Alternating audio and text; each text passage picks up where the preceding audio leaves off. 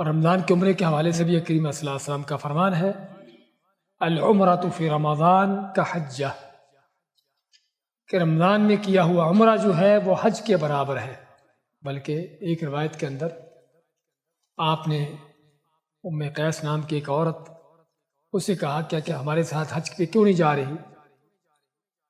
تو اس نے کہا کہ اس طرح ہمارے پاس کوئی سواری نہیں ہے۔ تو آپ میں کہ پھر جب رمضان آئے تو عمرہ کر لینا، کہ رمضان کا عمرہ ایسے ہی ہے جیسے میرے ساتھ حج ہے، یعنی عام حج بھی نہیں، وہ حج جو نبی کریم صلی اللہ علیہ وسلم کے ساتھ مل کر ادا کیا گیا ہو۔ اس سے ہمیں اندازہ ہو جانا چاہیے کہ اللہ تعالیٰ کسی بندے کو یہ نعمت دیتا ہے، توفیق دیتا ہے عمرہ کرنے کی رمضان میں، تو اللہ تعالیٰ کا کتنا بڑا انعام ہے کہ نبی کریم صلی اللہ علیہ وسلم کو دنیا سے گزرے ہوئے 1400 سال سے اوپر ہو چکے، 1450 سال کے قریب تقریباً، لیکن آج بھی آپ جو ہے